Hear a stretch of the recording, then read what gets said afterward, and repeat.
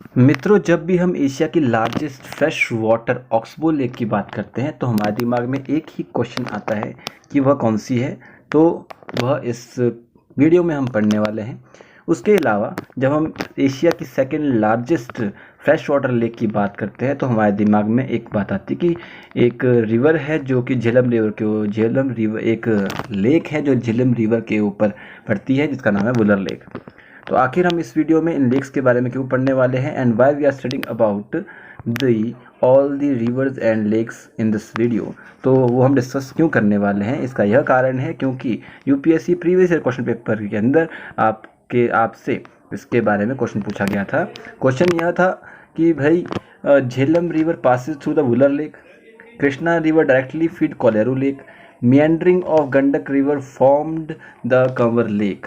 तो क्या यह क्वेश्चन या इसमें जो भी है स्टेटमेंट्स है, कितनी स्टेटमेंट सही है और कितनी स्टेटमेंट गलत है, तो यह पूछा गया था कि मतलब झेलम रिवर वुलर झील से होकर जाती है, कृष्णा नदी सीधे कोलेरू झील का भरण करती है और गंडक नदी के विसर्पण से कांवर झील का निर्माण होता है। तो क्या यह स्टेटमेंट सही या नहीं है, इसके लिए हमारी अप्रोच हमेशा से ही रहती है कि हमें जो भी टॉपिक होता है उसके बारे में पूरी जानकारी हम पहले ले लेते हैं। कि जैसे कि पहले क्वेश्चन के अंदर आपका झेलम रिवर वुलर लेक के बारे में पूछा गया है, दूसरे में कृष्णा रिवर और कलेरू लेक के बारे में है, तीसरा गंडक रिवर और कंवर लेक के बारे में आपसे पूछा गया है। तो जब हम इन तीन सब के बारे में पढ़ लेंगे तो उसके बाद हम क्वेश्चन को अटैम्प्ट करते हैं। ठीक है जी। तो पहले शुरुआत करते हैं कि झेलम रिवर से और क्या है क्या नहीं है। झेलम रिवर जब भी हम पढ़ते हैं तो उसके लिए हमें सबसे पहले एक लेक और एक रिवर का पढ़ना बहुत ज़रूरी होता है। वो है हमारे Indus river system. Indus river system, यहाँ पर आपके लेक मानसरोवर से इंडस रिवर शुरू होती है, सिंधु नदी शुरू होती है और लद्दाख से इंडिया में एंटर होकर लद्दाख से ही वो पाकिस्तान से वह एंटर कर जाती है और अरब सागर में गिरती है। ये तो आप सिंधु नदी के बारे में जानते हैं। सिंधु नदी की बहुत सारी ट्रिब्यूटरी है, जैसे कि सतलुज नदी जो कि तिब्बत के ही रकाज झील के आसपास निकलती है, हिमाचल प्रदेश से होकर बहकर पंजाब से होकर, और यह पंजाब में ब्यास नदी इसमें मिल जाती है। ब्यास नदी जो हिमाचल प्रदेश से निकलती है और ब्यास नदी जब सतलुज नदी में रिवर में मिलती है और वो आगे जाकर सिंधु नदी में मिल जाती है पाकिस्तान के अंदर। उसके बाद रावी रिवर जो कि हिमाचल प्रदेश से निकलती है पंजाब होकर सीधा आपकी इसी चेनाब रिवर के अंदर मिल जाती है और बाद में ये सभी सतलुज नदी में मिलकर इंडस रिवर मिल जाती है। उसके बाद एक चेनाब रिवर है जो कि लाहौल स्पीति से निकलती है और हिमाचल प्रदेश से निकलती है, फिर जम्मू कश्मीर से होकर बहते हुए पाकिस्तान में एंटर करती है और बाद में यह जाकर मिल जाती है आगे इंडस रिवर में। उसके बाद एक झेलम रिवर है जो कि जम्मू एंड कश्मीर से निकलती है और पाकिस्तान में जाकर यह चेनाब रिवर में मिल जाती है और बाकी सारी नदियाँ मिलकर इंडस रिवर मिल जाती है और इंडस रिवर आपकी अरब सागर में जाकर मिल जाती है। तो ये हमारा इंडस रिवर सिस्टम हमने इसमें पढ़ा। इंडस रिवर सिस्टम के अंदर ही हमने इधर एक देखा कि एक झेलम रिवर है जो कि जम्मू कश्मीर से निकलती है और इंडस रिवर में जाकर मिलती है। इसी झेलम रिवर के ऊपर एक क्या बोलते हैं एक लेक बनी हुई है, उसके बारे में बाद में बात करेंगे। पहले हम झेलम रिवर के बारे में थोड़ा डिटेल में पढ़ लेते हैं कि झेलम रिवर जो है इंडिया और पाकिस्तान में बहती है, मैंने आपको बता दिया। एक ट्रिब्यूटरी है इंडस रिवर की, भी मैं बता दिया। झेलम जो है इसका जो वितस्ता कहा जाता है इसको संस्कृत के अंदर, और हाइडास्पिस इसको ग्रीक में कहते हैं, और वेत इसको कश्मीर में कहा जाता है। इसका नाम है, रिवर का ही नाम है। आपसे पूछा जा सकता है इन पीसीएस या फिर एसएससी के एग्ज़ाम में कि संस्कृत या फिर झेलम रिवर का पुराना नाम क्या है, तो वितस्ता के नाम से उनको वितस्ता के नाम से जाना जाता है। ठीक है जी। कश्मीर वैली के अंदर एक मेन वाटर वे आपको इसका मिलेगा और ये largest and most western of the 5 river of Punjab की सबसे वेस्टर्न मोस्ट जो है रिवर है यही है, और यह झेलम डिस्ट्रिक्ट से पास होती है और जो नॉर्थ ऑफ पंजाब और प्रोविंस जो कि पाकिस्तान के अंदर है वहाँ बहती है। ओरिजिन की बात करें तो मैंने आपको बताया कि यह जम्मू एंड कश्मीर के अनंतनाग और वेरीनाग स्प्रिंग जो वहाँ पर है वहाँ से निकलती है, जो कि पीर पंजाब रेंज के फुटहिल से पड़ता है, वहाँ से इसका उद्गम होता है। यह श्रीनगर में बहती है और वुलर लेक से होकर गुजरती है। ठीक है जी। उसके बाद यह पाकिस्तान में एंटर करती है। ठीक है जी। यह रिवर जो है एक डीप नैरो जॉर्ज भी बनाती है on its way to Pakistan. ठीक है जी। और चिनाब रिवर को जैसे मैंने बताया कि त्रिमू में ज्वाइन करती है पाकिस्तान के अंदर, चिनाब रिवर को ज्वाइन कर लेती है। इसकी टोटल लेंथ आपको देखने को मिलेगी 725 किलोमीटर की इसकी सारी लेंथ है। मेजर ट्रिब्यूटरी की बात करें तो लार्जेस्ट ट्रिब्यूटरी जो झेलम रिवर की है वो किशन गंगा रिवर है जिसको हम नीलम रिवर के नाम से भी जानते हैं, जो कि मुजफ्फराबाद के अंदर ज्वाइन करती है पाकिस्तान के अंदर इसको। ठीक है, फिर कुनहार रिवर भी इसकी सेकंड लार्जेस्ट ट्रिब्यूटरी आपको देखने को मिलेगी, जो कि पाकिस्तान ऑक्युपाइड कश्मीर के अंदर जाकर इसमें मिलती है। और Pakistan on the Kohala bridge of the Kangang valley. ठीक है जी। अदर ट्रिब्यूटरी की बात करें तो संद्रन, ब्रिंजी, अरपत, वतलारा, लिदर रिवर और वेशौर रिवर इसकी अदर ट्रिब्यूटरी है। तो हमने झेलम रिवर के बारे में पूरी जानकारी ले ली है। और झेलम रिवर के अंदर ही हमने एक चीज़ यहाँ पर देखी कि हमने बात की है एक वुलर लेक के बारे में, जो कि एशिया की सेकंड लार्जेस्ट आपको देखने को मिलेगी फ्रेश वाटर लेक। तो इस लेक के बारे में पहले जानकारी ले लेते हैं। जैसा कि मैंने बताया आपको कि यहाँ पर देखिए आप झेलम रिवर देख सकते हैं, यहाँ से गुजरती हुई जाती है और ये वुलर लेक के आसपास यहाँ पे मिलती है, मतलब इसमें वुलर लेक होकर गुजरती है और यहाँ से जाके यह बाद में पाकिस्तान में एंटर कर जाती है। तो ये वुलर लेक जो यहाँ पर है, इसका ही व्यू आप यहाँ देख सकते हैं कि ये वुलर लेक है जो कि कश्मीर के अंदर या फिर जम्मू कश्मीर के अंदर पाई जाती है। ठीक है जी। यह है second largest lake of the south Asia. ठीक है जी, या फिर एशिया की सेकंड लार्जेस्ट बोल सकते हैं इसको आप। ठीक है जी। तो वुलर लेक की जब हम बात करें तो उसके बारे में थोड़ी बहुत जानकारी और इकट्ठा कर लेते हैं कि वुलर लेक एक्चुअली में है क्या। तो वुलर लेक की जब हम बात करते हैं तो इसमें कि मैंने आपको बताया कि कश्मीर में इसको वुलर के नाम से भी जाना जाता है। लार्जेस्ट फ्रेश वाटर लेक है साउथ एशिया की, सेकंड लार्जेस्ट है, मतलब वन ऑफ द लार्जेस्ट समझ लो। ठीक है। तो 75 जो इंडियन वेटलैंड है उसमें की रामसर साइट है, इसमें 23 मार्च 1990 को इसको रामसर साइट भी घोषित किया गया था। ठीक है जी। एंशियंट नेम की बात करें तो वुलर लेक को हम किस नाम से जानते हैं, और महापद्मासार के नाम से भी इसको एशियन टाइम में जाना जाता था। ठीक है जी। एक नाम है जैन उल अबुद्दीन। ठीक है जी। जैन उल अबिदीन जो एक इंसान था, एक कश्मीर का सुल्तान था, जिसने कि जैना लैंक बनाया था, जो कि एक टाइप का आर्टिफिशियल आइलैंड समझ सकते हैं कि आर्टिफिशियल आइलैंड है वुलर लेक के बीच में। ठीक है जी। तो ये 1444 के आसपास इन्होंने बनाया था। लोकेशन की बात करें तो ये near Bandipora town, Bandipora district Jammu Kashmir के अंदर है। वहाँ पे जो है वुलर लेक आपने को देखने को मिलने वाली है। फॉर्मेशन की बात करें तो टेक्टोनिक एक्टिविटी की वजह से यह झेलम रिवर जब फेड करती गई तो उससे यह फॉर्मेशन हुआ है। ठीक है जी। प्राइमरी सोर्स एंड स्ट्रीम जो है मधुमती एंड अरेनिस का माना जाता है। ठीक है जी। तो वुलर लेक के बारे में आपको पता लग गया कि यह झेलम रिवर के ऊपर ही पड़ती है। चलिए नेक्स्ट कंसेप्ट देखते हैं। नेक्स्ट कंसेप्ट जो हमारा आता है वो आता है हमारा कृष्णा रिवर के बारे में। आपकी जो कृष्णा रिवर की हम बात करते हैं तो कृष्णा रिवर जो है हमारा, ये आपको डेक्कन वाला ये दिखेगा, इधर जो हमारा पेनिनसुलर इंडिया है वहाँ पे ये कृष्णा रिवर आपको देखने को मिलेगी, जो कि बे ऑफ बंगाल में जाकर गिर रही है। ये कृष्णा रिवर जो आपको देखने को मिलेगी, यह कृष्णा रिवर है, यह बे ऑफ बंगाल में जाकर गिरती है। यह महाराष्ट्र, कर्नाटका और आंध्र प्रदेश 3 स्टेट को कवर करती है। ये आप देखते हैं इसका पूरा कृष्णा रिवर का बेसिन है। बेसिन का मतलब क्या है कि जितनी भी ट्रिब्यूटरी इसमें आकर मिलती है उन सब का एरिया मिलाकर एक कृष्णा रिवर सिस्टम का एरिया, कृष्णा रिवर सिस्टम का बेसिन कहा जा सकता है। यहाँ तक इसका फैला हुआ है। कर्नाटका, आंध्र प्रदेश और महाराष्ट्र, कर्नाटका और आंध्र प्रदेश, ये 3 जो है स्टेट से होकर गुजरती है। ठीक है जी। अब कृष्णा रिवर की बात में और हम बात करें तो थोड़ा डिटेल में पढ़ेंगे अगर तो 3rd लॉन्गेस्ट रिवर है यह इंडिया की, गंगा और गोदावरी के बाद। ठीक है जी।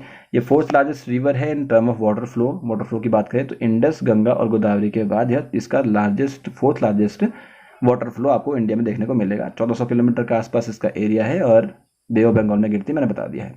आंध्र प्रदेश, महाराष्ट्र, कर्नाटका में जाकर इसका एरिया पूरा बेसिन फैला हुआ है। यह देखिए जो बालाघाट रेंज है वहाँ से नॉर्थ से यह मतलब बॉर्डर बनाती है। Eastern Ghat in the south and east में मिलती है and western Ghat in the west में इसका बॉर्डर बनता है। ठीक है जी। तो ये वेस्टर्न घाट की 17 डिस्ट्रिक्ट जो है महाराष्ट्र के अंदर महाबलेश्वर से इसका ओरिजिन होता है। महाराष्ट्र में महाबलेश्वर जो हिल है वहाँ से इसका उद्गम स्थल माना जाता है, जो कि 17 डिस्ट्रिक्ट ऑफ महाराष्ट्र के अंदर माना जाता है।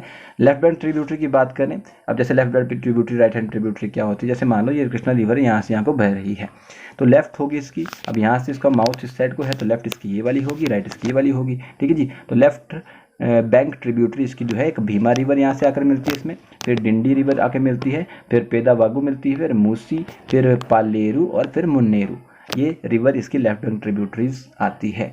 ठीक है जी। राइट बैंक ट्रिब्यूटरी की बात करें तो यहाँ कुदाली रिवर आती है, कुदाली वेन्ना इसको कहा जाता है, निरंजना कहा जाता है, फिर कोयना रिवर आती है, फिर पंचगंगा आती है, फिर दुग्ध गंगा आती है, फिर घाट प्रभा आती है, फिर माल प्रभा आती है और एक तुंगभद्रा आती है। तुंगभद्रा जो है वो हमारी इस रिवर की सबसे लार्जेस्ट ट्रिब्यूटरी मानी जाती है। ठीक है जी, मानी क्या जाती है इसकी लार्जेस्ट ट्रिब्यूटरी कौन सी है? लार्जेस्ट ट्रिब्यूटरी जो कृष्णा रिवर की तुंगभद्रा रिवर है, और लॉन्गेस्ट ट्रिब्यूटरी भीमा इसको माना जाता है। ठीक है जी। तो उसके बाद अगर बात करें इसके आसपास के एरिया के बारे में, इसके बेसिन के बारे में, तो black soil, red soil, laterite, alluvium soil आपको यहाँ देखने को मिलेगी, या फिर रेड ब्लैक सॉयल और सैलिन, एल्कलाइन सॉयल, सब टाइप की सॉयल आपको इसके बेसिन के अंदर देखने को मिल जाएगी। इस कृष्णा गोदावरी डेल्टा जो बनाती है, वो डेल्टा जो है राइस ग्रैनरी के नाम से भी जाना जाता है इंडिया के। ठीक है जी। और ये मिनरल डिपॉजिट इसमें बहुत ज़्यादा होता है, जैसे oil and gas, coal, iron, limestone, dolomite, gold, granite वगैरह इसमें बहुत ज़्यादा मिलता है, एंड ऑब्वियसली डायमंड एट्सेट्रा। ठीक है जी। और डैम जो इस नदी के ऊपर बनाए गए हैं, मेजर डैम के बारे में बता दूं, जैसे कि यहाँ पे बसावा सागर डैम बनाया गया है, नागार्जुन सागर डैम बनाया गया है, श्रीशैलम डैम बनाया गया है, फिर प्रकाशम डैम यहाँ पर या बैरेज बनाया गया है इसी कृष्णा रिवर के ऊपर, और ये काफ़ी डिस्प्यूटेड रिवर भी रहती है कई टाइम पे। ठीक है जी। तो ये आपने कृष्णा रिवर के बारे में देखा। मैंने आपको इसकी left bank and right bank tributary बताया कि यहाँ पे महाबलेश्वर से निकल कर यह महाराष्ट्र के सतारा डिस्ट्रिक्ट में यह कर्नाटक में प्रवेश करती है, कर्नाटका से यह जाती है आंध्र प्रदेश और बे ऑफ बंगाल में जाकर गिर जाती है। इसकी भीमा, डिंडी, हलिया, मूसी, पलेरू, मन्नेरू, ये सारी इसकी क्या है left bank tributary. Right bank tributary मैंने बताई थी आप उसकी, कोयना, पंचगंगा, घाट प्रभा, माल प्रभा, तुंगभद्रा, ये सारी क्या है इसकी लेफ्ट बैंक ट्रिब्यूटरी है, मैंने आपको पहले डिस्कस कर चुका हूँ। उसके बाद इसी जो ये रिवर है, इसी रिवर के ऊपर आपको देखने को मिलेगी, जैसे अभी हमने वुलर लेक के बारे में डिस्कस किया था, उसी तरह यहाँ पर कोलेरू लेक पड़ती है आंध्र प्रदेश के अंदर, बे ऑफ बंगाल के आसपास पड़ती है। तो वो एक वुलर कोलेरू लेक यहाँ पे इसी कृष्णा रिवर के उसके ऊपर पड़ती है। लेकिन वो जो लेक पड़ती है इसकी ट्रिब्यूटरीज जो आती है उनके थ्रू वह लेक का जो है मेनली डायरेक्टली उसको फीड कौन करता है, उसकी ट्रिब्यूटरी करती है, डायरेक्टली कृष्णा नदी नहीं करती है। ये आपने इसको रिमाइंड करना है। लोकेशन की बात मैंने करी कि वेटलैंड सेंचुरी है जो कि वेस्ट गोदावरी और कृष्णा डिस्ट्रिक्ट के अंदर पड़ती है आंध्र प्रदेश के अंदर। नवंबर 1999 के अंदर इसको इस्टेब्लिश किया गया था एलाइड प्रोटेक्शन एक्ट ऑफ 1972 के तहत। ये क्या है इसके बारे में पहले इस वीडियो में डिस्कस कर चुका हूँ, आप वहाँ जाके पढ़ सकते हैं। Protected part of the Kolleru lake wetland है यह। ठीक है जी, रामसर कन्वेंशन के अंदर 2002 के अंदर इसको ऐड किया गया था।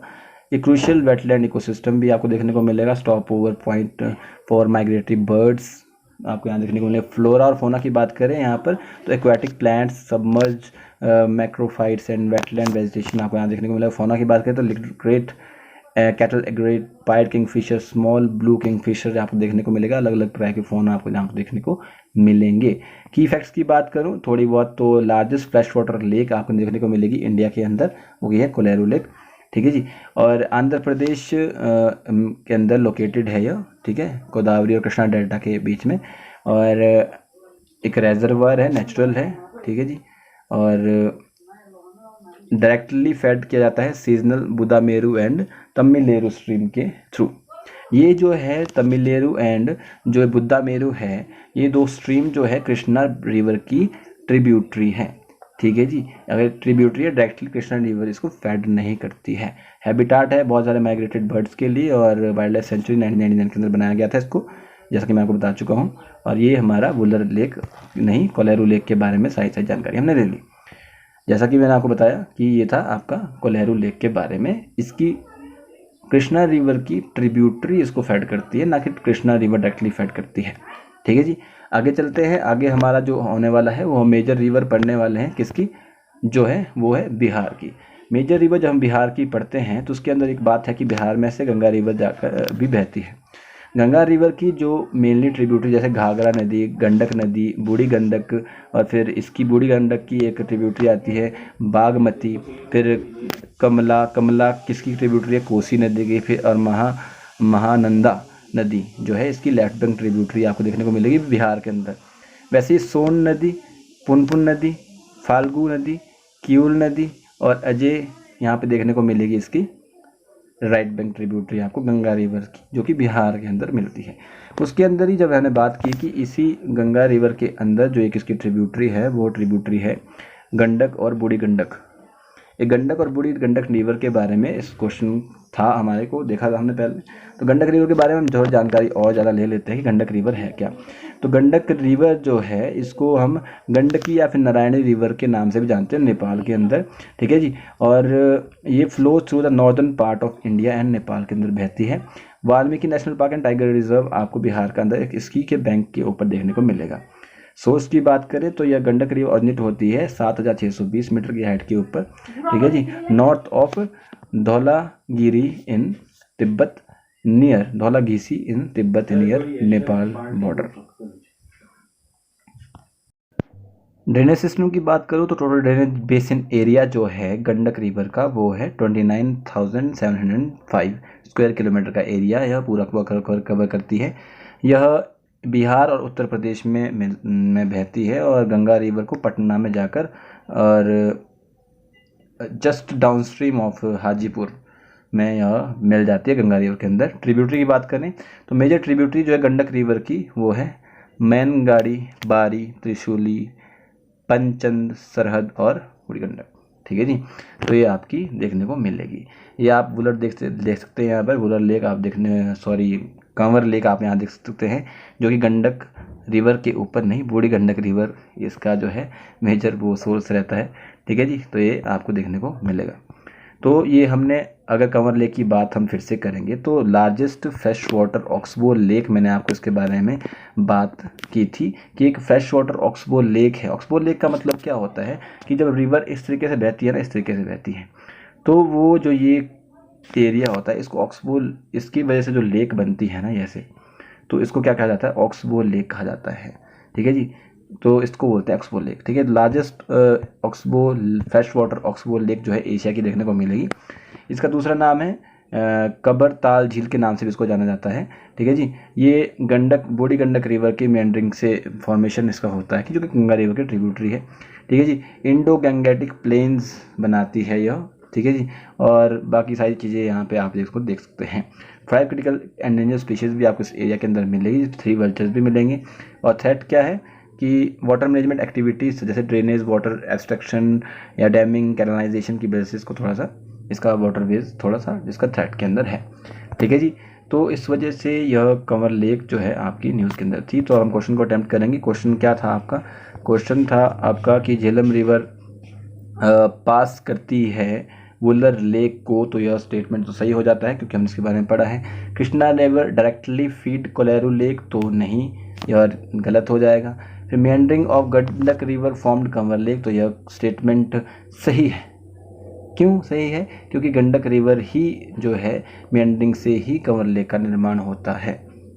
अब बूढ़ी गंडक है या गंडक है ये आपने देखना है। ऑप्शन है इसका only 2 statements are correct from these all, ठीक है जी। लेकिन कई जगह कहा जाता है कि जो गंडक रिवर जो है फॉर्मेशन नहीं करती है कंवर लेक के बारे में, परंतु फ्रेश वाटर एक्सबो लेक तो है, लेकिन जो कंवर लेक जो है cut off meander of an old channel of Budhi Gandak river का पुराना चैनल है, उससे इसकी मेंडरिंग से यह बनती है। बूढ़ी गंडक रिवर पैरेलल फ्लो करती है गंडक रिवर के साथ साथ थ्रू एन ओल्ड चैनल, तो उसकी वजह से यह बनती है। तो कहाँ कहा जाता है, तो इसमें स्टेटमेंट एक ही सही होगा मेनली, दूसरा सही, पहला सही होगा, दूसरा गलत होगा, तीसरा भी गलत हो जाएगा अगर यह स्टेटमेंट सही है तो, ठीक है जी।